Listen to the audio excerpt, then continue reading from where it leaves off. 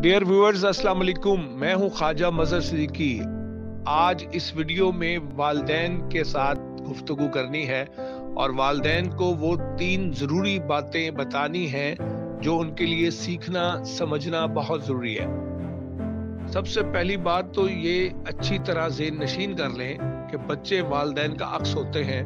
वो अपने माँ बाप से असर लेते हैं, क्योंकि बच्चे नकाल होते हैं, इसलिए वो जैसे बड़ों को करता देखते हैं वैसा ही बनने की कोशिश करते हैं। एक हालिया तहकीक के मुताबिक बच्चे की 90% दिमागी तश्कील 4 साल की उम्र तक हो जाती है और 7 साल की उम्र तक 70% शख्सियत भी बच्चे की मुकम्मल हो जाती है। इसलिए मैं इस वीडियो में तरबियत औलाद के सिलसिले में 3 अहम बातें वालिदैन के गोश गुजार करना चाहता हूँ।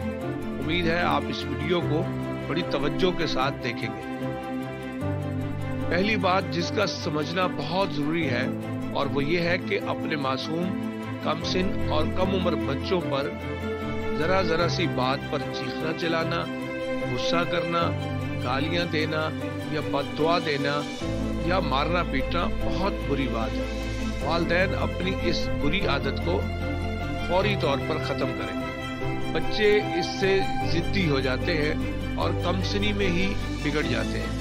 इसलिए आप समझ लें कि बच्चों की शरारतों, गलतियों और उनकी जिद पर गुस्सा करना नादानी है। आप हर मामला में उन्हें नरमी से समझाएं। अगर वो समझ जाए तो ठीक, ना समझें तो उनको बुरा भला मत कहें। दूसरी अहम बात जिसे वालिदैन का समझना बहुत जरूरी है, आप अपने बच्चों को बुरे नामों और गलत अलकाबात से मत पुकारा कीजिए। बच्चों को उनके असली नामों से आवाज दें और उन्हें जब बुलाएं उनके असली नाम से बुलाएं। नरम और प्यारे अंदाज में मुस्कुराते हुए लहजे में उन्हें बुलाएं। बच्चे नरम लहजे को पसंद करते हैं, सख्त लहजे और रवैये को नापसंद करते हैं।